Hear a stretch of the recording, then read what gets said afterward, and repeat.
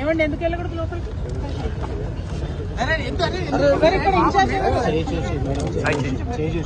ఎవరండి ఎందుకు అలౌ చేయట్లేదు? నమస్తే అండి. అడుగుతా డీసీ గారు చెప్పాము మీరు కంటిలో పడండి. ఎందుకోసం అలౌ చేయట్లేదు? కనుకుంటా మేడం మీరు అరే ఎందుకు తప్పుతున్నారా ఎందుకు తప్పుతున్నారా మీరు? మేడం చూసి పేషెంట్ ఎలా ఉన్నాడు తెలుసా? మేడం డెత్ అయిందా? లేదు మేడం ట్రీట్మెంట్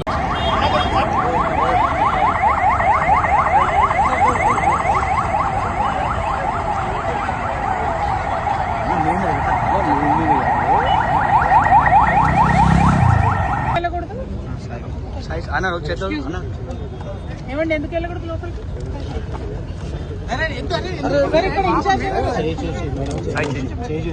ఎవరండి ఎందుకు అలౌ చేయట్లేదు? నమస్తే అండి. మేడం అడుగుతా డీసీ గారు చెప్పాము మీరు కంటిలో పడండి. ఎందుకోసం అలౌ చేయట్లేదు? కనుకుంటా మేడం మీరు అరే ఎందుకు తప్పుతున్నారా ఎందుకు తప్పుతున్నారా మీరు? మేడం చూసి పేషెంట్ ఎలా ఉన్నాడు తెలుసా? మేడం డెత్ అయిందా? లేదు మేడం ట్రీట్మెంట్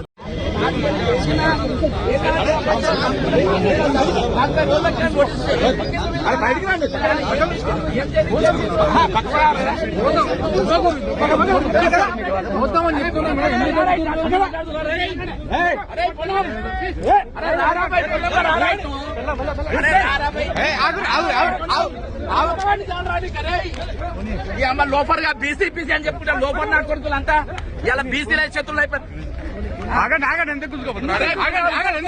అరే బతుకు అరే నీ బతికిరా పొన్న ప్రభాకర్ అరే మాట్లాడానికి దమ్ములేరా మాట్లాడానికి దమ్ములేదారా మీకు?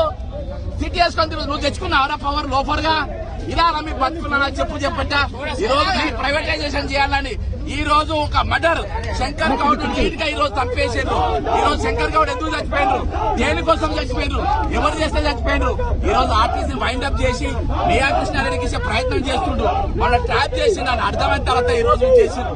ఈ రోజు ఒక దొంగ వచ్చి కనీసం చర్చ జరపడు అబ్బాయినా ఉన్న ప్రకారం మాట్లాడానికి కూడా ఇది నీట్ మర్డర్ ఈ రోజు కోల్డ్ బ్లడ్ అండ్ మర్డర్ ఈ రోజు చేసిండ్రు.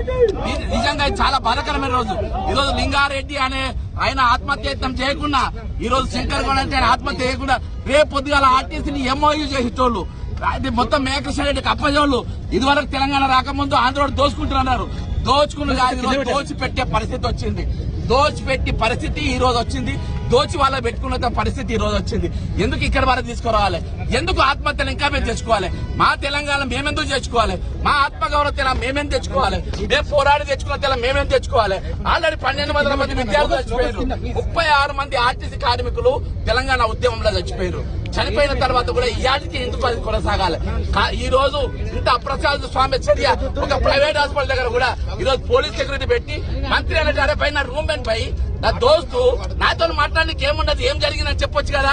ఈ రోజు నువ్వు పొన్నం ప్రభాకర్ గౌడ్ హోంమంత్రి ఉన్నాక శంకర్ గౌడ్ ఆత్మహత్య చేసుకున్నట్టే ఇంతకంటే దరిద్రం ఏమున్నది? ఈ రోజు రేవంత్ రెడ్డి గారు ఉన్న తర్వాత లింగారెడ్డి గారు ఆత్మహత్య యత్నం చేసుకున్నది ఇంతకంటే దరిద్రం ఏమున్నది? ఈ రోజు మనం కులాల పేరు పెట్టుకుంటాం, మతాల పేరు తెచ్చుకుంటాం.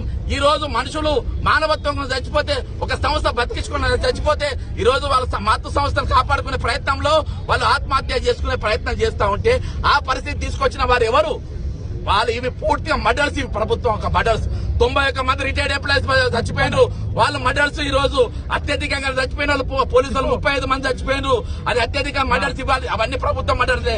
ఈరోజు అత్యధిక మర్డర్స్ టీచర్లు దాదాపు 40 మంది చనిపోయిన మాట్లాడటం లేరు. ఓవరాల్ గా నా దగ్గర లెక్క ప్రకారం 91 మంది రిటైర్డ్ ఎంప్లాయీస్ చచ్చిపోతే మాట్లాడటం దీనికోసం తెలంగాణ తెచ్చుకుంది.